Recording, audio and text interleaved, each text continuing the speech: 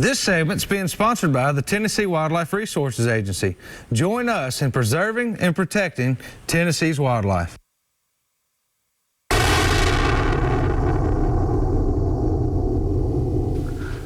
Today, I'm trying to finish up a deer mount that a hunter took this past deer season. You know, it may not be a Boone and Crockett buck, but for the hunter, it's a trophy. And every time he sees it, he's going to get to relive that morning and be able to share the story with everybody that comes around. Many times in the Bible, when God would do something great for people, they would build a monument to help them remember and the generations to come of God's goodness. And they would continue to tell that story to help encourage others to trust in God. So my challenge for you this week is this: tell your story. In Revelation chapter 12, verse 11, it says that they overcame by the blood of the Lamb and the word of their testimony. You know, you never know how your Jesus story could help the next person get through whatever they're facing. Thanks for watching this week. We're praying with you and for you. And always remember, keep shooting straight. All right, everybody, this next segment's being sponsored by Taylor's Archery. Y'all can find them at 100 East Lauderdale Street in Tullahoma, Tennessee, or give owner Tracy Taylor a call at 931-563-7706. Let them take care of all your archery needs. They can get you set up for your tournaments this summer and ready to go for the archery season. Guys, that's coming up in August. I mean, it slips up on us quick now, so be sure to get down there to Taylor's and let them get you taken care of. All right, if y'all want to call us, you can. It's 615-737-7767. You guys have any questions or comments tonight as we're going through here? I want to talk to you guys about something that we're going to be sharing here in a few weeks with the viewers that's going to be a lot of fun, and that's that y'all have been down in Texas. Yes. And y'all were hunting down there. I guess it's been about a week and a half ago now. Tell me a little bit about that. Well, we was at Rocky Narrow Ranch. It's owned by Ike and Danessa Morrison, and this is my third year to go. And the first 2 days, Chris Deming and I sat in a blind for 14 hours one day and 13 the next. but we finally got it done. I mean, we filmed a lot of birds. Of course, could have killed some jakes, and we had some longbeards that just wouldn't get close enough.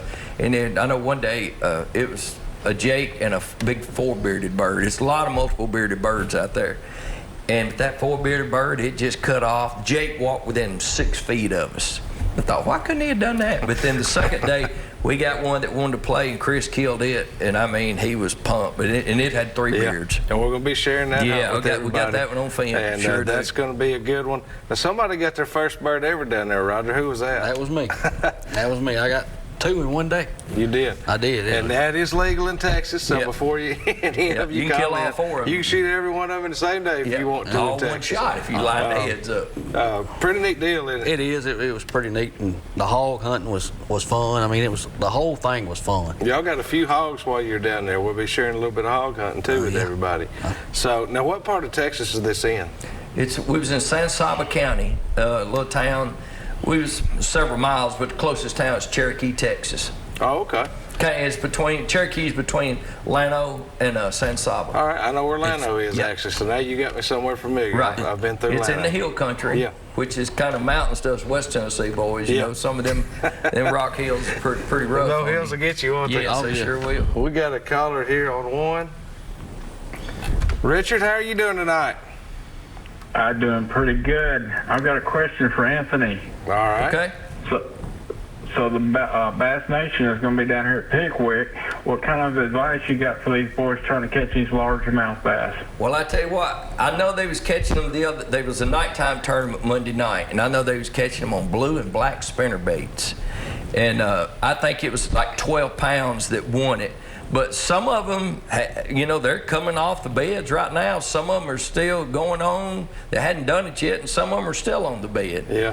But you know, that's really all I know about that but I know a guy that he does a show with me on Tuesday nights, and he hosts a tournament every Monday night, and he was telling me about that. Yeah. But I do know the fish pictures I'm seeing, it's picking up big time down there. And JR's tournament's a 3-fish tournament. He changed it to 5 this early in the season, yes. Well, until the water temperature if 12 pounds won a 3-fish tournament, that's not bad. Yeah, no, it was 5. It was 5. But kind of hitting on what you said, it ought to be one of those weekends, Richard, where the kids are going to be able to find the fish where they're comfortable at, if that makes sense. There should be some fish shallow. There should be some fish intermediate. That's they want to find them on structure off the channels. They ought to be able to find them there. Yeah. So really, I think the focus this weekend for them ought to be what they're comfortable with, and just fish with what they've been practicing and stick to their guns. Yep. It's going to be a good tournament at Pickwick. You guys all set up and ready to go? Oh, absolutely. Y'all have a good rest of the show. Okay? All right, you too, man. Good luck to everybody. Ricky, how are you doing? Ricky, how are you doing tonight? Can you hear me, Ricky? Yes, I thank you for taking the call. Now, I'm gonna be going back out to Hickman County next few days for a funeral down there, friends and whatnot, relatives. But I was thinking y'all was gonna come back down and help me clean it out, some hollers and stuff down there. They got a little bit of everything down there, and a lot of people got these ponds and whatnot. Of course, you got to get permission to go on the land. Yeah. And every time you go up there on the pond, they've got them cows in there. Them cows will chase you. They don't even act like they want to catch no fish around them lakes and ponds. No, them old cows can be troublesome. Yeah, they sure chased me around. I remember when I was 10 years old, and I thought I was going to be dead with one of them big old bulls going across that cow pasture. And I tell all these young boys, don't be hard-headed, because my dad told me, don't be going over there around there, let's not know about it. And I went to try to take a shortcut through there to get to the lake, and them big old bulls was after me first and staring. And I thought I was going to we was going up there to fish for some of them bluegills, prize bluegills had up there in that lake. Yeah. And the little farmer would go up there in the morning, he'd feed them while you couldn't catch none of them. But we had some old gator bait, and we call a heap of them. And he left her on the porch, and we left going, and he left her mad as a dick and stomping heels and everything. And he said he didn't want us back on his land for a while. So I'm thinking, what? We even caught a couple old trouts down there in the creek that overflowed through all that rain and whatnot.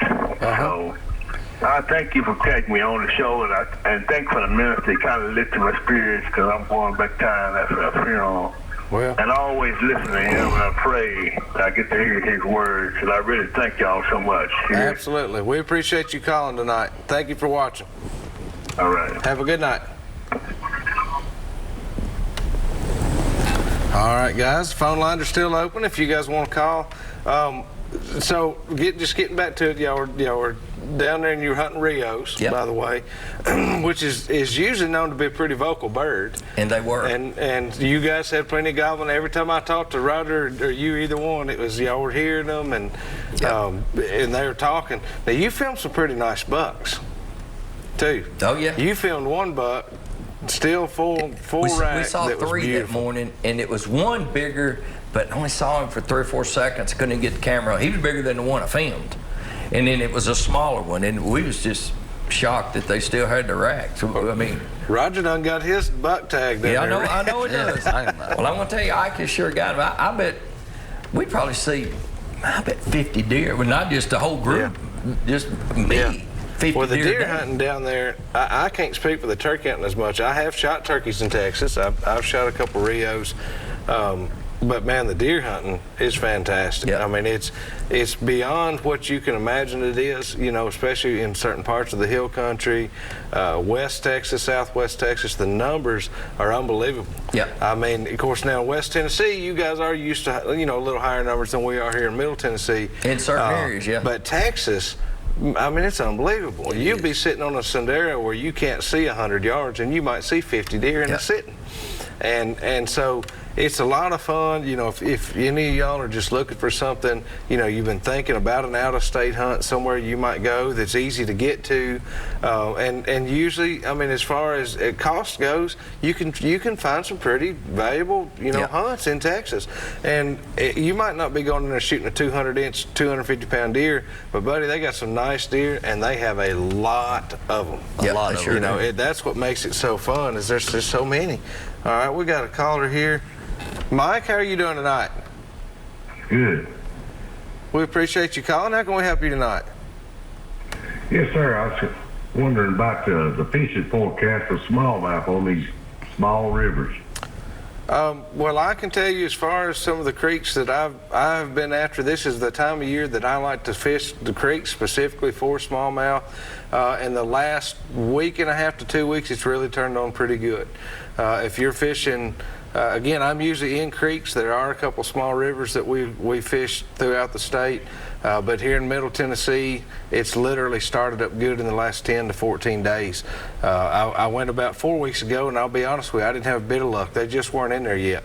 But a week ago was a whole different story, and we're working on a show right now that is actually going to be smallmouth creek fishing. We did one last year, and we're putting one together now, so we'll be sharing that in a few weeks. But this is the time to have a, you know, I usually throw a little 3/16 crawdad, something like that, or a tube jig. I throw a lot of little tube jigs too, bitsy tube.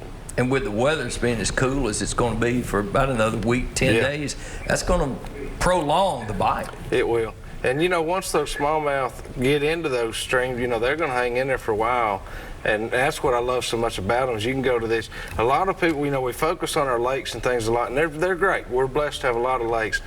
But a lot of times we drive right over a lot of great fishing, you know, over these little bridges and little streams and things. You know, we drive over a lot of great fishing to get to these lakes sometimes, you know.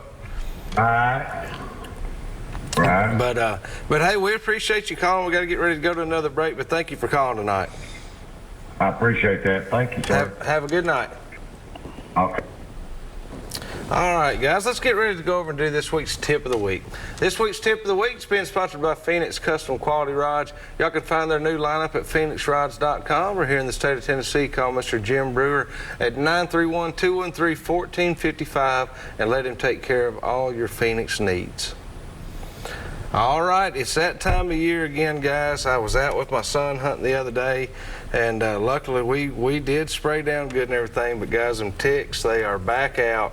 And so my tip to y'all this week is because it's so important, treat your clothing, treat your boots, spray down, because it can make such a difference in your hunt. It can make a difference in your next few days, and you can ask a lot of people that we all know, Mark Brasfield, Sid Herring. There's a lot of guys that'll tell you it can make a difference in the rest of your life too. Yes.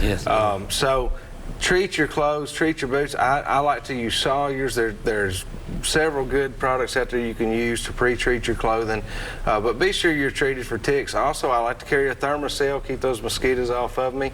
It's, you know, I know that's just something else to carry in the woods, but it'll make you hunt that much better. Yes. And that's just not something you want to play around with, especially with the ticks, guys. It's so many more tick-borne diseases now than it was more than 10 you've years ever ago. heard of before. That's right. And I mean, and it's some now they don't even know, because, you know, a couple years ago, you know, when I was up here on the set, I come down with a bad one. You did? I mean, real bad. And I mean, and it still affects me to this day. It will. And, you know, all it takes is that one bite. And just because you treat, that don't mean you know, you're not ever going to see another tick, but it sure does make a big difference. That's right. It really does. So be sure to do that, take care of that, and you'll have a lot better season. We're going to get ready to take another quick break, and we'll be back here in just a minute with some more Southern Woods and Waters.